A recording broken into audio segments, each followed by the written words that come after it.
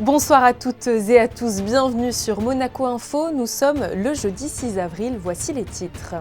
L'opération White Card initiée par Peace and Sport s'est tenue aujourd'hui. Elle a encore une fois réuni des sportifs de haut niveau du monde entier.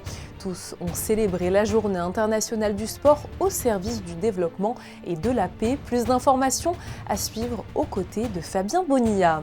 Et justement, à l'occasion de cette journée, le rallye Princesse Charlène s'est tenu également à Monaco. Au programme pour les jeunes de la Principauté, des épreuves physiques sur le site du Larvoto et plein d'autres activités. Reportage dans ce journal. Sylvie Petit-Leclerc, la secrétaire d'État à la justice, sera présente sur notre plateau dans quelques instants. Elle nous parlera de l'Institut monégasque de formation aux professions judiciaires. Il effectue sa rentrée solennelle aujourd'hui et constitue un outil novateur pour permettre le rayonnement du droit monégasque. Focus également sur le prochain match en Euroleague de la Roca Team. Les Rouges et Blancs recevront demain le Partizan Belgrade en Principauté. Tout ce qu'il faut savoir avant ce choc à découvrir dans cette édition. Et puis nous partirons retrouver notre envoyé spécial Émilie Rousseau qui est en ce moment même à Édimbourg. Les Monaco Impies s'apprêtent à participer au Melrose Sevens. Bonne humeur et travail sont, vous le verrez, au rendez-vous. Mais nous débutons cette édition avec la messe émouvante qui s'est tenue hier pour commémorer le triste anniversaire de la disparition du prince Régnier III. Célébrée par Monseigneur Dominique Marie-David, cette messe a réuni la famille princière et de nombreuses autres personnalités monégasques. Tout au long de cette année 2023, de nombreux hommages seront rendus à celui que l'on surnomme le prince bâtisseur. Une grande fête populaire se tiendra d'ailleurs sur la place du Palais le 31 mai prochain, jour où il aurait soufflé sa 100e bougie. Chaque année, le 6 avril est donc la journée internationale du sport au service du développement et de la paix. À cette occasion, l'organisation Peace and Sport, basée à Monaco, organise à travers le monde l'opération White Card. Et pour cette édition 2023, je crois que nous célébrons un anniversaire bien particulier, Fabien Bonilla. Absolument. Il s'agit des 10 ans de cette journée internationale proclamée par l'Assemblée générale de l'ONU en 2013. Eh bien, c'est l'occasion de reconnaître le rôle positif que le sport et l'activité physique jouent dans les communautés à travers le monde. C'est également un outil puissant pour renforcer les liens sociaux. Le thème mondial de cette journée, cette année, est « Marquer des points pour les peuples et la planète ». Il faut savoir que depuis 10 ans, l'organisation Peace and Sport participe activement à cette journée. Peace and Sport a été créée par un ancien athlète médaillé olympique, Joël Bouzou, et placé sous le haut patronage du prince Albert II, avec le soutien des champions de la paix. C'est un collectif qui rassemble plus de 115 athlètes de haut niveau. Eh bien, Peace and Sport, le 6 avril depuis 2014, à l'occasion de cette journée, a lancé la campagne White Card. C'est une importante mobilisation internationale initiée depuis la Principauté. Ce carton blanc, symbole de la paix par le sport, a permis de mobiliser des chefs d'État ou de gouvernement, ainsi que des athlètes de haut niveau comme Rafael Nadal, Novak Djokovic, Roger Federer, Tony Estanguet ou encore Didier Drogba, qui est devenu le vice-président de Peace and Sport et que je vous propose d'écouter. Je tiens à rappeler le rôle fondamental du sport dans la construction d'une culture de paix. Le monde du sport, en effet, et les athlètes ont un rôle important à jouer pour donner l'exemple, en particulier auprès de la jeunesse. Ils veulent en effet faire avancer des causes qui servent le bien commun en soutenant l'égalité des sexes, en mettant fin à la discrimination raciale et en participant à la protection de notre environnement. Je vous invite donc tous à rejoindre la campagne #WhiteCard 2023 sur vos réseaux sociaux. N'hésitez pas, comme l'a dit Didier Drogba, vous pouvez vous prendre ou vous faire prendre en photo avec un carton blanc et le poster sur vos réseaux sociaux en mettant le hashtag WhiteCard.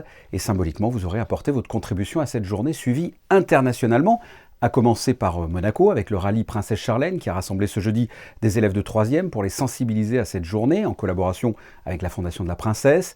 À Édimbourg, l'équipe de rugby à A7 de Monaco, les Impies, sont en compétition dans un tournoi et ont participé à cette journée internationale avec leur White Card. Autre événement organisé au Togo où ont été célébrés les Jeux de l'amitié avec le champion de la paix et médaillé olympique Benjamin Boukpeti, co-organisé par Peace and Sport. À New York, depuis le siège des Nations Unies avec une conférence virtuelle, mais également au Mexique, avec une mobilisation organisée par la fondation Alfredo Arpelou, toujours en partenariat avec Peace and Sport. À Chypre, où une white card géante a été déployée dans la zone tampon des Nations Unies, ou encore en Colombie sur un stade de foot où là aussi, parmi plusieurs animations, un drapeau blanc a été brandi. Et enfin, plus proche de nous, dans l'école Jean Piaget à Nice, avec le déploiement d'un drapeau géant dans le cadre du lancement de la semaine olympique et paralympique. Voilà. Quelques exemples, vous l'avez compris Julia, cette manifestation White Card est suivie à travers le monde. L'année dernière, cette mobilisation a touché 171 millions de personnes sur les réseaux sociaux provenant de 117 pays. Et vous l'avez évoqué il y a quelques instants, Fabien, le rallye Princesse Charlène s'est déroulé comme chaque année au Larvoto. Plusieurs épreuves sportives ont ainsi réuni les élèves de la Principauté, organisées par la Direction nationale de l'éducation, par la Fondation Princesse Charlène, par le comité antidopage monégasque et par l'association des parents d'élèves. Cette 7e édition aura donc permis une nouvelle fois d'initier les jeunes aux valeurs du sport. Un reportage de Vanessa Dessy, Julien Logier et Louis Borgia. Allez, bien. Plusieurs épreuves ont rythmé ce 7e rallye Princesse Charlène. Près de 400 collégiens des classes de 3e de la Principauté ont pris le départ de la traditionnelle course. Répartis en plusieurs équipes de 4 à 5 élèves, les jeunes sportifs ont parcouru une boucle de 5 km depuis le gymnase de l'Annonciade. Des épreuves physiques, mais aussi de la culture générale. C'est un continent de l'Olympique. Oui. 3 établissements, le collège Charles III, le collège FANB et le lycée technique hôtelier représenté par la section SECPA.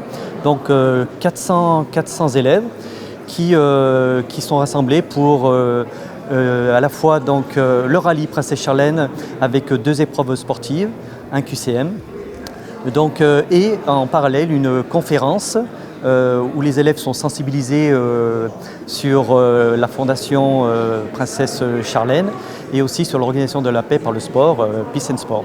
En cette journée internationale du sport au service du développement et de la paix, les élèves sont encouragés à la pratique du sport et de ses valeurs, mais aussi à la protection de l'environnement. Les valeurs, c'est la solidarité, c'est la convivialité, c'est l'entraide, c'est participer, pas chercher à gagner forcément. Habituellement, on donne des petites bouteilles d'eau en plastique et je pense qu'il était indispensable de leur proposer autre chose. Donc on a installé une rampe à eau, on leur a offert, donc je crois que c'est le CMA qui leur a offert des verres pliables et ils ont énormément apprécié parce que quand on leur a présenté, ils ont tous applaudi. Donc je pense qu'aujourd'hui ils sont bien motivés. Arthur, tu le manges trop. Super. Allez, 2 de chaque côté, gardez bien le plan dur droit. Véritable initiative mondiale au service de la paix, l'organisation Peace and Sport encadre la compétition chaque année. Comme vous le savez, Peace and Sport, organisation internationale, même avec des activités mondiales, est ancrée à Monaco. Et c'est hyper important que Monaco montre l'exemple, et Monaco montre super bien l'exemple. Donc avec tous ces jeunes qui, dans le cadre du rallye Princesse Charlène, qui participent à l'opération aujourd'hui. Puis on a des champions de la paix qui sont alors Pierre Frola, Paula Radcliffe, Pernilla Wiber, qui sont là avec les jeunes dans le cadre d'un débat où on parle de la paix, où on parle du sport comme véhicule de paix, avec des exemples concrets. Je pense que c'est hyper important pour l'éducation de ces jeunes. La 7e édition du rallye Princesse Charlène aura permis cette année encore d'initier les jeunes scolaires aux valeurs du sport. Ça s'est bien passé, là on a couru, là on est un peu épuisé, du coup c'est un peu compliqué pour faire le rameur. C'est bien d'encourager aussi les élèves à faire du sport. On fait beaucoup d'activités, on apprend beaucoup de choses et du coup c'est super. Et on a une équipe solide, assez solide, ouais, assez forte, avec 2 éléments surdominants. Il y a eu des parties un peu plus difficiles, enfin comme dans chaque épreuve sportive, mais là on reprend du souffle. C'est bien parce que genre c'est sportif et ça fait qu'on fait du sport un peu tous, voilà.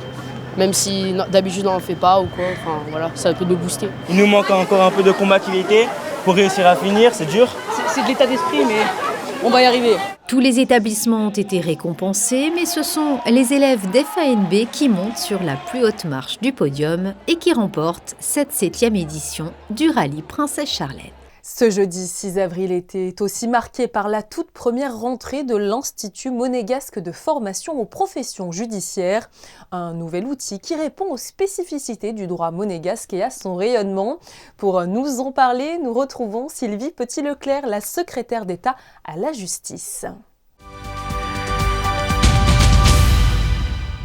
Bonsoir Sylvie Petit-Leclerc. Bonsoir madame. Merci beaucoup d'être avec nous aujourd'hui. On va parler de l'Institut monégasque de formation aux professions judiciaires. Alors concrètement, dans quel but a-t-il été créé ? À l'origine, il était destiné à assurer la formation initiale des candidats à l'examen d'avocat et aussi au concours de magistrats. Nous nous étions rendus compte à la faveur des jurys qui s'étaient constitués que ces candidats qui provenaient soit directement de l'université, soit qui avaient un petit parcours professionnel, en réalité n'avaient pas une expérience qui était en adéquation avec ce qu'on demandait.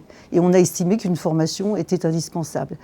D'où la création de l'Institut par mon prédécesseur. Toujours se conformer aux spécificités du droit monégasque, c'était ça aussi le but concret de la création de l'Institut ? Alors en effet, puisqu'il avait été prévu dans l'ordonnance souveraine que l'Institut de formation allait aussi assurer des conférences, allait aussi assurer de la formation continue pour les professions judiciaires, puisque c'est son intitulé, et précisément parce que le droit monégasque a des spécificités que les magistrats français notamment ne connaissent pas lorsqu'ils arrivent en principauté.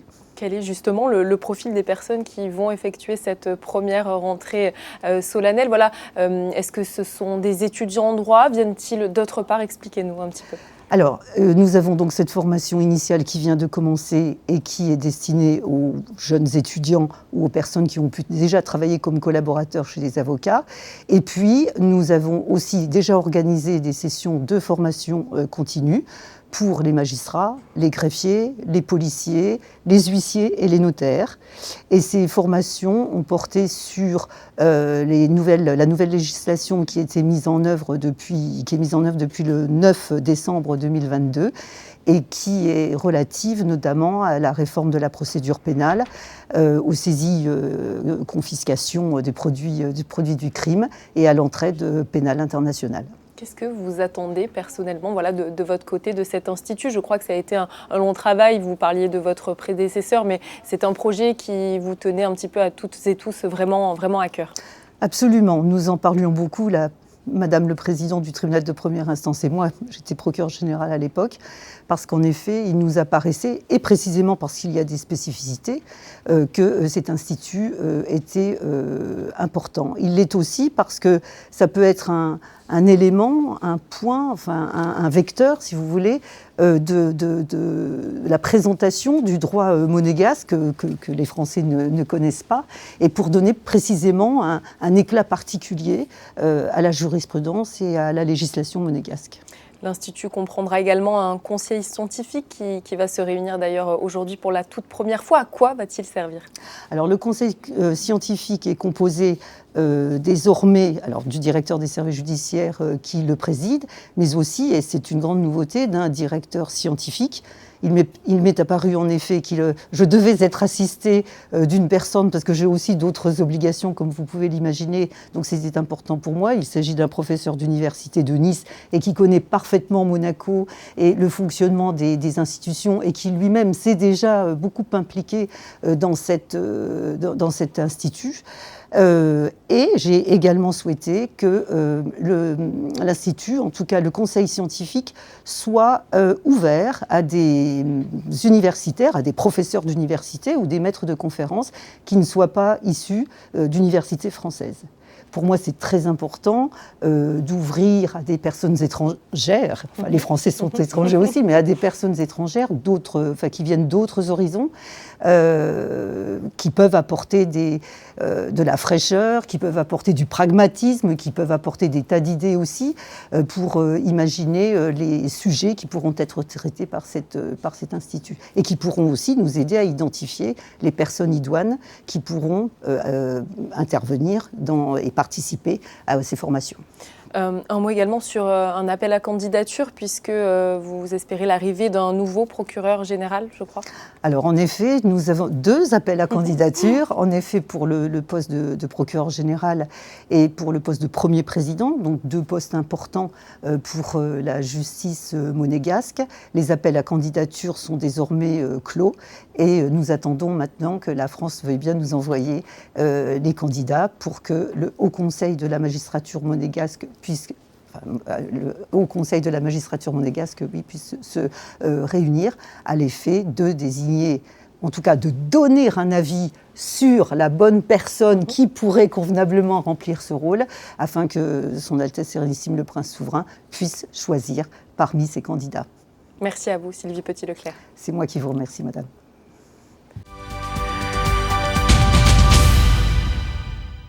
Une conférence de presse a eu lieu ce jeudi au ministère d'État sur la fin programmée du réseau cuivre de Monaco Télécom, et ce, au profit du déploiement de la fibre.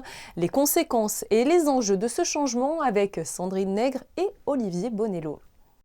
Modification des usages, besoins digitaux, évolution des supports ou tout simplement modernité. Les raisons qui poussent à faire disparaître le réseau cuivre ne manquent pas. Il faut dire que les atouts de la fibre sont incontestables. D'une part, c'est beaucoup plus fiable. Donc on transporte de la lumière et non plus de l'électricité. Donc du coup, ce rayon optique, il est beaucoup plus fiable.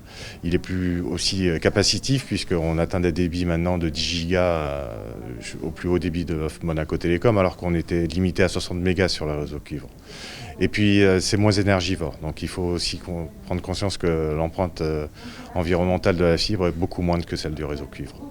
Différentes phases vont donc rythmer les mois à venir. La principauté s'inscrit d'ailleurs dans un mouvement international, car le réseau cuivre disparaît peu à peu en France, en Europe, à Singapour ou même encore au Japon. Andorre a été le premier à le faire en 2014, Jersey l'a fait en 2020. Il y a encore 700 foyers sur 19 000 qui ont cette connexion à Internet par le cuivre. Donc c'est plus beaucoup, et ça, à la fin de l'année 2023, ce sera fini, il n'y en aura plus. Donc ça veut dire qu'il faut que les derniers se manifestent et qu'on puisse véritablement les migrer. Et puis 6 mois après, on arrêtera Internet pour les entreprises, il y en a encore 2000, donc là il faut vraiment se dépêcher. Et puis encore 6 mois après, fin de l'année 2024, on arrêtera les lignes analogiques, donc la téléphonie par le cuivre. Vous l'aurez compris, un mot à son importance, anticipation. Mieux vaut ne pas attendre le dernier mois pour ce changement. Une campagne de communication va permettre de sensibiliser la population de Monaco. Vous pouvez bien sûr aussi vous rapprocher directement de Monaco Télécom.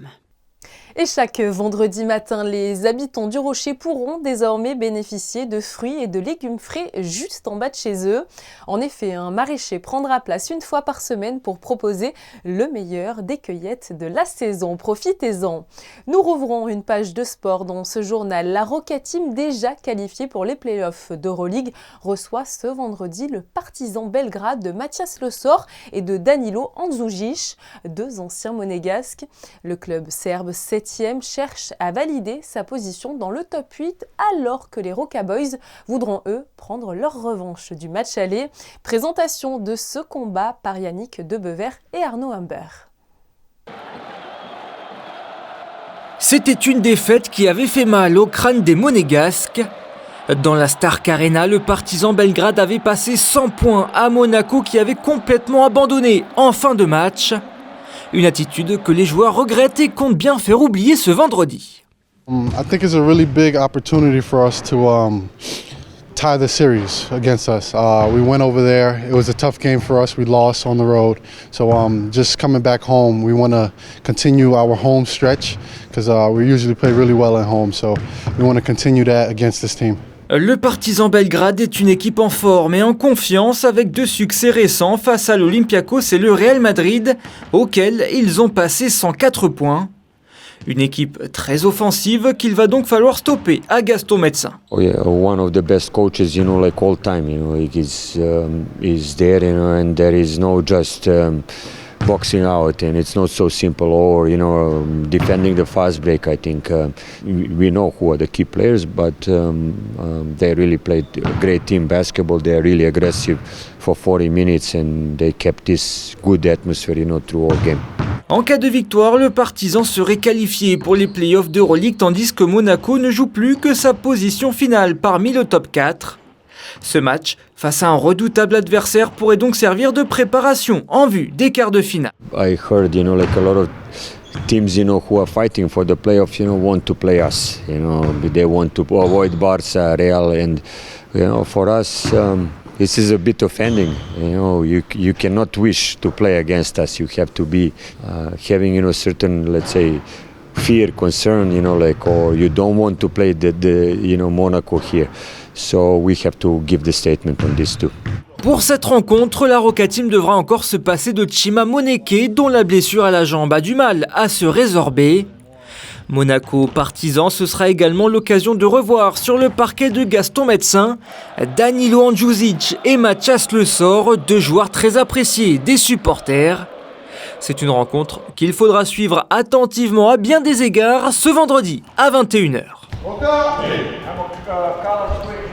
Une rencontre qui sera une fois de plus à suivre en direct sur Monaco Info.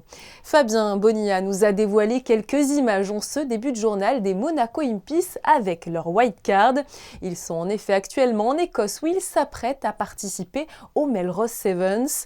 Et c'est la toute première fois que cette formation de la Fédération monégasque de rugby, soutenue par la Fondation Princesse Charlène, prendra part à cet événement. Émilie Rousseau, vous êtes sur place avec Sylvain Péroumal. Le Melrose Sevens est considéré comme une étape mythique du rugby à 7 amateur. Oui, car c'est tout simplement à Melrose que le rugby à 7 a été créé il y a 140 ans exactement. Autant vous dire que ce rendez-vous est incontournable pour les passionnés de l'Ovalie, mais aussi pour les Écossais, car ici, on respire le rugby. Et ça, les Impies l'ont immédiatement saisi. Ils se sont entraînés dès leur arrivée à Édimbourg sur un terrain historique. Le terrain où on s'est entraîné ce soir, c'est là où a eu lieu le premier match international de rugby entre l'Écosse et l'Angleterre en 1871, donc ça donne un petit peu une dimension historique. Une dimension historique pour écrire une nouvelle page de l'aventure des Impies. 4 mois après avoir participé au Dubai Rugby Sevens, c'est dans la fraîcheur de l'Écosse que nous avons retrouvé cette équipe créée sous l'impulsion de la princesse Charlène en 2017. La philosophie des Impies, c'est faire progresser nos petits joueurs monégasques qui ont les Jeux des petits États dans 2 mois, les champions d'Europe dans 2 mois et demi, et leur donner envie de participer à cette expérience, ce qui est déjà fait, et surtout essayer de retravailler avec les joueurs avec lesquels on a fait Dubaï et avec lesquels on a eu une grosse déception. Ils ont tous un esprit de revanche. Alors, je ne sais pas quel sera le résultat samedi, mais ils ont tous été volontaires pour revenir et essayer de faire mieux. Sur le terrain, on retrouve des visages familiers, des joueurs qui ont déjà porté le maillot des Impies et qui voudraient enfin offrir un titre à l'équipe. C'est un vrai plaisir et une chance. C'est vrai qu'on attend Dubaï chaque année. C'est un peu la cerise sur le gâteau en fin d'année. Et là, avoir déjà une première portion au mois d'avril, ça fait extrêmement plaisir. Le Melrose Sevens débutera samedi pour les Impies dans un format très particulier, unique en son genre, puisqu'il se fera sur qualification directe, sans phase de poule, ce qui rend encore plus particulier ce tournoi de rugby à 7, le plus ancien au monde. Et vous pourrez évidemment suivre l'évolution des Impies dans les prochaines éditions de votre journal grâce à notre envoyée spéciale Émilie Rousseau. Nous retrouvons à présent Vanessa Dessy pour un point complet sur vos prévisions météo avec un ciel plutôt voilé prévu pour ce vendredi. Bonsoir Vanessa. Bonsoir Julia, bonsoir à tous. Le temps sera assez couvert durant la journée, mais le soleil pourrait faire quelques apparitions. Les températures oscilleront de 8 à 13 degrés. Le soleil se lèvera à 7h et se couchera à 20h04. Et nous fêterons les Jean-Baptiste.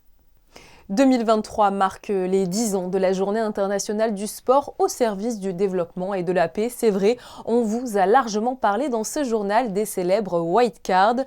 Mais nous profitons encore de la fin de cette édition pour revenir en images sur les cartons blancs les plus emblématiques de la principauté. Du prince Albert II à Joël Bouzou, en passant par de nombreuses personnalités monégasques. Énormément de white cards ont été fièrement brandis ces dernières années. C'est la fin de cette édition. Merci à vous de l'avoir suivi. Je vous retrouve demain, vendredi, pour un nouveau numéro de votre journal. Belle soirée!